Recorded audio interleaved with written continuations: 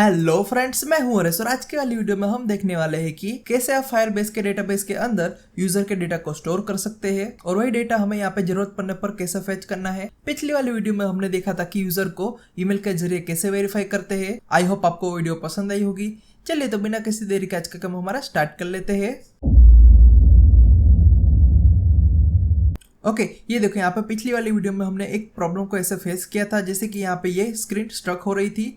Okay, तो इसका solution हमने क्या किया था, सिंपली यहाँ पे ये लाइन को ऐड किया था और उसी को यहाँ पे कॉल किया था। इस फंक्शन को कॉल करते ही ये अनसब्सक्राइब हो जाता है। ओके, लेकिन यहाँ पे क्या होता है, जब भी आप ऐप को बंद करके ओपन करते हो तो यहाँ पे सिंपली ये स्प्लिट स्क्रीन ही आ रही है, इसके बाद वाली स्क्रीन नहीं आ रही है।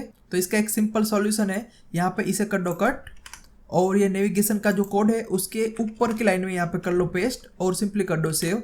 अब सिंपली यहाँ पे ऐप को एक बार कर लो रिस्टार्ट।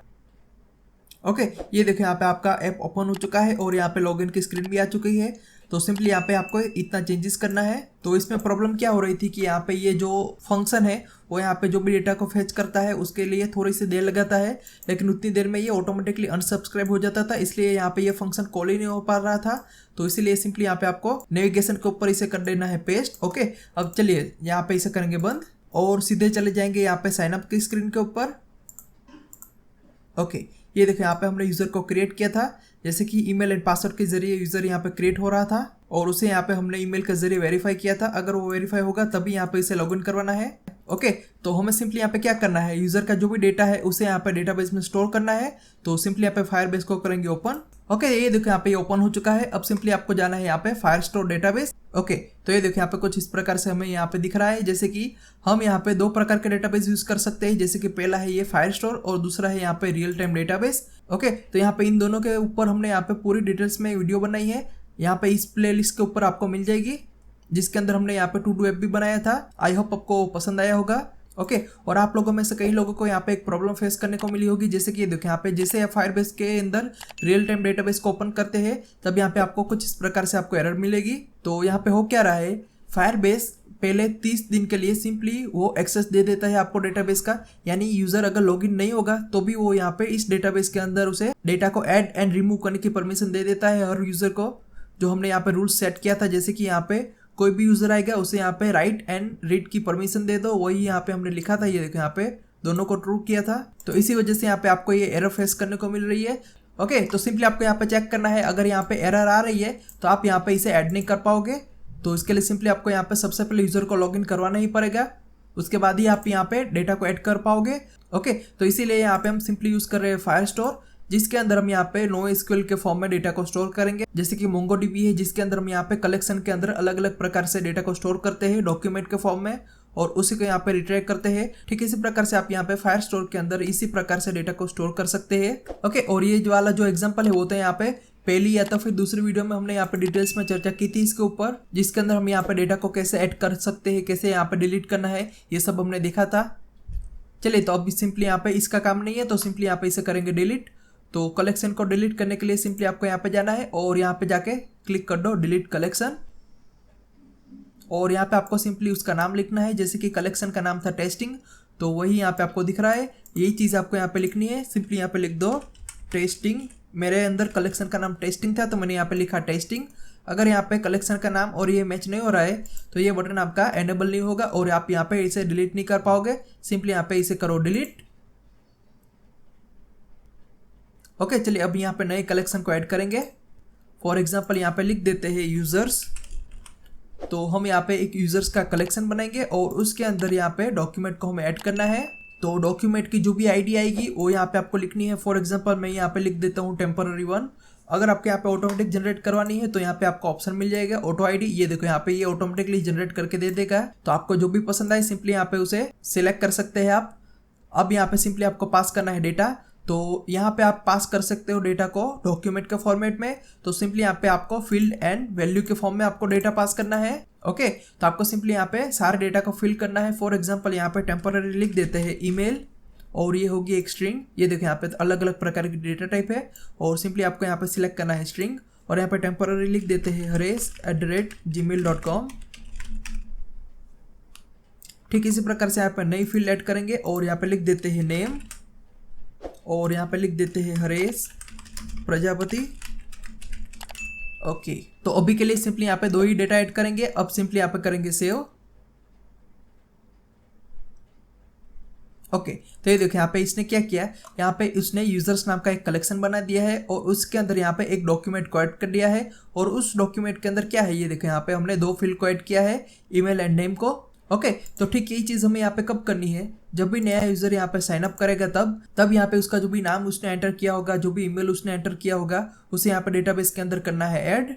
ओके, तो इसीलिए सिंपली यहाँ पे साइन अप की स्क्रीन में हम आ चुके हैं और यहाँ पे जाएंगे न्यू यूजर। ओके, और यहाँ पे हमने नेम को ऐड ही नहीं किया है, चलिए यहाँ पे ऐड कर लेते हैं। सिंपली यहाँ पे इसे करना है कॉपी पेस्ट और यहाँ पे इसे थोड़ा सा ऊपर जाएंगे और यहाँ पे हमें एक और स्टेट बनाना पड़ेगा, यू स्टेट, और यहाँ पे लिख देते हैं नेम, डिफॉल्ट इसे रखना है ब्लैंक।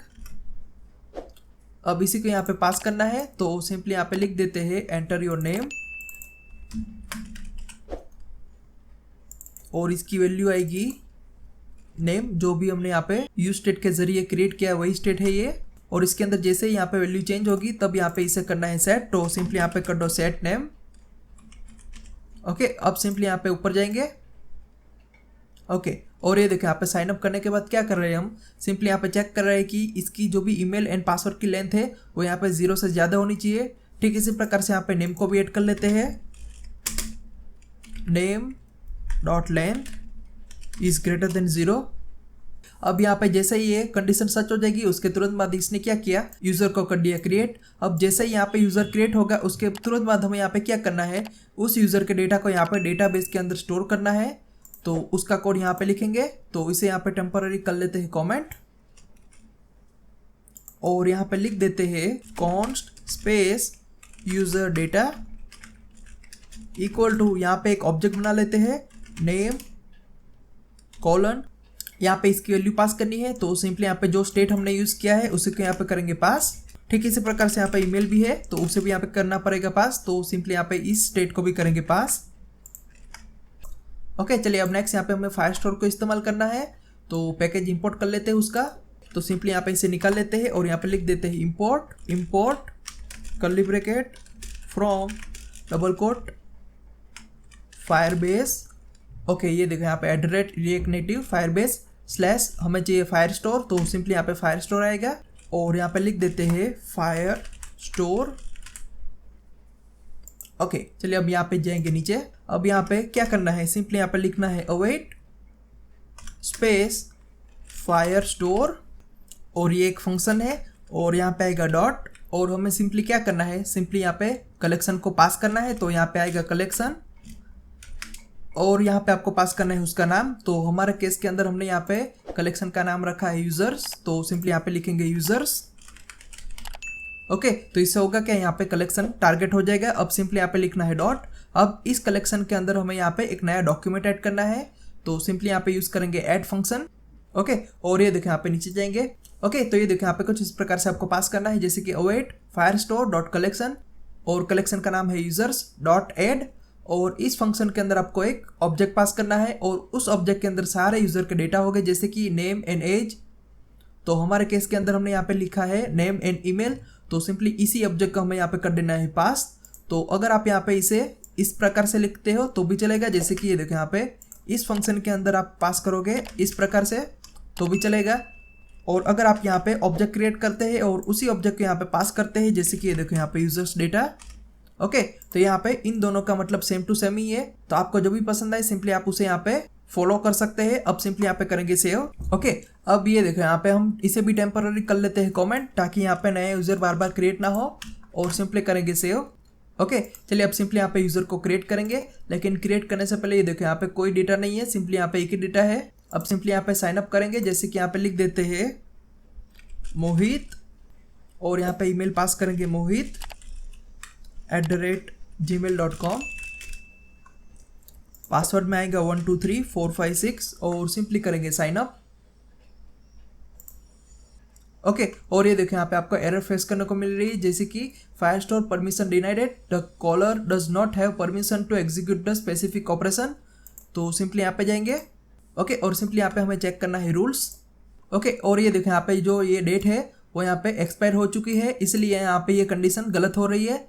तो सिंपली यहाँ पे इसे निकाल लेते हैं और यहाँ पे सिंपली लिख देते हैं ट्रू और करेंगे सेमीकोलन। ओके, चलिए अब सिंपली यहाँ पे इसे करेंगे पब्लिश। ओके, अब यहाँ पे पब्लिश हो चुकी है। अब सिंपली जाएंगे डेटा में। ओके, अब वापस यहाँ पे करेंगे साइन अप। ओके, ये देखो यहाँ पे आपको एक नया डॉक्यूमेंट मिल रहा है, जैसे कि ये देखो यहाँ पे इसके ऊपर करेंगे क्लिक और यहाँ पे ध्यान से देखो यहाँ पे ईमेल है mohit@gmail.com और नेम के अंदर मिल गया है हमको मोहित। ओके, और ये डेटा जो है वो कहाँ से आया है, वो यहाँ पे हमने जो भी ऑब्जेक्ट को पास किया है उसी के अंदर की वैल्यू है और उसी को यहाँ पे इसने कर दिया है स्टोर। तो हमें कुछ इसी प्रकार से यहाँ पे यूजर के डेटा को करना है स्टोर। तो एक चीज़ आपने ध्यान से देखी, जैसे कि देखो यहाँ पे ये जो की है वो यहाँ पे हमने पास नहीं की है, जैसे कि यहाँ पे हमने कोई भी प्रकार की पास नहीं की है। तो इसने क्या किया, यहाँ पे यूनिक की जनरेट कर दी और यहाँ पे इसने पास कर दी डॉक्यूमेंट को। ओके, तो आप अगर यहाँ पे कस्टमाइज की असाइन करना चाहते हैं तो वो भी आप कर सकते हो। जैसे कि यहाँ पे ये देखो यहाँ पे ऑथेंटिकेशन के अंदर जाएंगे और ये देखो यहाँ पे जो भी यूज़र हम क्रिएट कर रहे हैं सबकी यहाँ पे एक यूनिक आईडी है। तो हम एक काम करेंगे, सिंपली इसी यूनिक आईडी के जरिए यहाँ पे डेटा को ऐड करेंगे यहाँ पे फायरस्टोर के अंदर, ताकि हमें जब भी रिट्राई करने की जरूरत पड़ेगी तब यहाँ पे हमारा काम एकदम आसान हो जाएगा। तो वो यूनिक आईडी हमें कहाँ से मिलेगी, तो वो यूजर आईडी आपको कहाँ से मिलेगी, सिंपली यहाँ पे इसे करेंगे अनकमेंट। ओके, और ये देखो यहाँ पे आपको रिस्पॉन्स पे डेटा मिल रहा है यूजर का। जब भी यूजर यहाँ पे क्रिएट होगा उसके तुरंत बाद यहाँ पे वो उसका डेटा यहाँ पे फैच करके लेके आएगा। तो सिंपली यहाँ पे इसे निकाल लेते हैं और यहाँ पे लिख देते हैं रिस्पॉन्स। ओके, और ये देखो यहाँ पे यूज डेटा नहीं आएगा, यहाँ पे आएगा यूजर डेटा। ओके, कोई बात नहीं, यहाँ पे स्पेलिंग मिस्टेक थी। अब सिंपली यहाँ पे रिस्पॉन्स के अंदर आपको वो की मिल जाएगी, जैसे कि ये देखो यहाँ पे response.user.uid और इसके अंदर आपको वो की मिल जाएगी। तो इसी की को आपको यहाँ पे असाइन करना है डॉक्यूमेंट की के अंदर। तो इसके लिए हम क्या करेंगे, सिंपली यहाँ पे इसे निकाल लेते हैं। चलिए अब यहाँ पे सिंपली लिख देते हैं ID:/ पेस्ट। अब सिंपली करेंगे कोमा। चलिए अब यहाँ पे इसे निकाल लेते हैं। चलिए अब यहाँ पे ये जो पूरा ऑब्जेक्ट है उसे यहाँ पे ध्यान से देखो। यहाँ पे आईडी के अंदर हमने क्या पास किया है, response.user.uid, यानी ये जो भी यूज़र क्रिएट करेंगे हम उसकी जो भी आईडी होगी वही यहाँ पे आपको मिल जाएगी और उसी को हमें यहाँ पे स्टोर करना है। तो इसके अंदर जितने भी डेटा होंगे वो तो यहाँ पे डॉक्यूमेंट के अंदर एज अ फील्ड पास होंगे, जैसे कि देखो यहाँ पे कुछ इस प्रकार से आए गए। लेकिन हमें क्या चाहिए, यहाँ पे जो भी आईडी है वो हमें यहाँ पे इस पूरे डॉक्यूमेंट की आईडी की जगह पे चाहिए। जैसे कि देखो यहाँ पे जो आईडी आपको दिख रही है, तो इसके लिए सिंपली क्या करना है, ये देखो यहाँ पे .collection users और इसके अंदर हमें यहाँ पे ऐड करना है डॉक्यूमेंट को। तो यहाँ पे लिख दो .doc। ओके, और इस फंक्शन के अंदर आपको सिंपली यही आईडी पास करनी है। तो सिंपली यहाँ पे लिख दो रिस्पॉन्स, जो हमें यहाँ पे मिल रहा है वो .users.uid। ये देखो यहाँ पे सेम टू सेम वही चीज़ हमने यहाँ पे लिखी थी, वही चीज़ हमने यहाँ पे भी लिखी है। तो ये देखो यहाँ पे जो पूरा ऑब्जेक्ट है वो तो यहाँ पे एज इट इज़ यहाँ पे स्टोर हो जाएगा। और इस डॉक्यूमेंट के अंदर हमने जो आईडी पास की है वो यहाँ पे रेफरेंस है कि यहाँ पे एक नया डॉक्यूमेंट बन जाए और उसकी आईडी यहाँ पे असाइन हो जाइए। ओके, अब इतना करते हैं, सिंपली करेंगे सेव। ओके, चलिए अब सिंपली यहाँ पे जाएंगे और इस डॉक्यूमेंट को हमें करना है डिलीट डॉक्यूमेंट और यहाँ पे करेंगे डिलीट। चलिए अब यहाँ पे सिंपली एक ही डॉक्यूमेंट है, इसे भी यहाँ पे कर देते हैं डिलीट। अब नेक्स्ट यहाँ पे सिंपली करेंगे साइन अप। ओके, और ये देखो यहाँ पे कंसोल के अंदर आपको एक एरर मिल जाएगी, जैसे कि यहाँ पे ये क्या कह रहा है। ओके, और ये देखो यहाँ पे ये क्या कह रहा है कि यहाँ पे ऐड नाम का कोई फंक्शन ही नहीं है। ओके, तो हमने यहाँ पे जो भी डॉक्यूमेंट की आईडी पास की है इसकी वजह से यहाँ पे ये फंक्शन हम कॉल नहीं कर पाएंगे। तो उसके लिए सिंपली आपको यहाँ पे दूसरा फंक्शन यूज करना है जिसका नाम है यहाँ पे सेट। ओके, तो यहाँ पे .set फंक्शन की मदद से आप यहाँ पे डेटा को सेट कर पाएंगे। चलिए अब सिंपली करेंगे सेव। ओके, तो यहाँ पे साइन अप करने से पहले यहाँ पे चेक कर लेते हैं ऑथेंटिकेशन। ओके, ये देखो यहाँ पे ये यूजर ऐड हो चुका है, इसे यहाँ पे करेंगे डिलीट। अब वापस यहाँ पे जाएंगे और यहाँ पे वापस करेंगे साइन अप।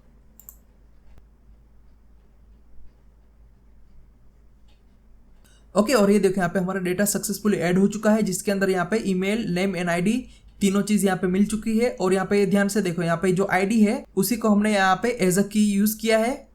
ओके, ताकि यहाँ पे जब भी यूजर के डेटा को यूनिकली आइडेंटिफाई करने की बारी आएगी तब यहाँ पे इसी आईडी को हमें यहाँ पे करना है यूज। ओके, और ये आईडी कहाँ से आई है, ये सिंपली हमने यहाँ पे ऑथेंटिकेशन में जो जनरेट हुई है उसी आईडी को यहाँ पे किया है पास। तो ये देखो यहाँ पे ये आईडी आपको मिल जाएगी। तो इस प्रकार से आप यहाँ पे यूज़र के डेटा को ऐड कर सकते हैं। चलिए अभी यहाँ पे जो कमेंट किया था कोड उसे यहाँ पे निकाल लेते हैं और यहाँ पे जो भी डेटा ऐड हुआ है उसे भी यहाँ पे निकाल लेते हैं।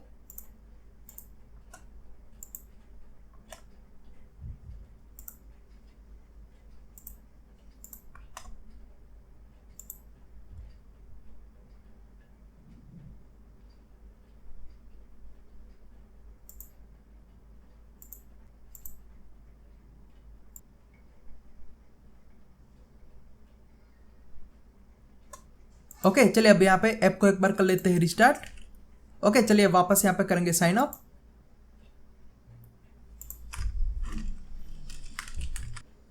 और यहाँ पे ईमेल के अंदर हम पास करेंगे ये वाला टेम्प मेल।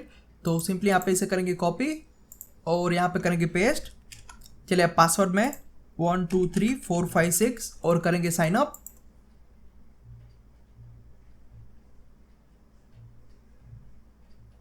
ओके और ये देखिए यहाँ पे हमारा डॉक्यूमेंट ऐड हो चुका है और यहाँ पे मैसेज भी आ चुका है। चलिए अब यहाँ पे इसे वेरीफाई भी करना पड़ेगा। तो सबसे पहले तो यहाँ पे इसे करेंगे रिलोड।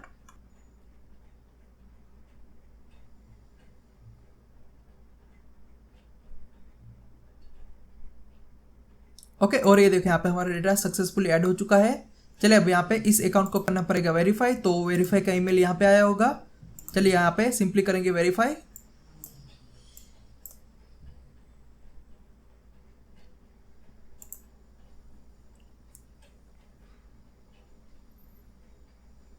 ओके और ये देखिए यहाँ पे हम वेरीफाई हो चुके हैं। अब सिंपली यहाँ पे इसे करेंगे क्लोज।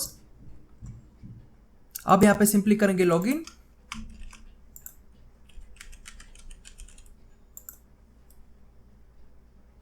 ओके और ये देखिए यहाँ पे हम सक्सेसफुली लॉगिन हो चुके हैं।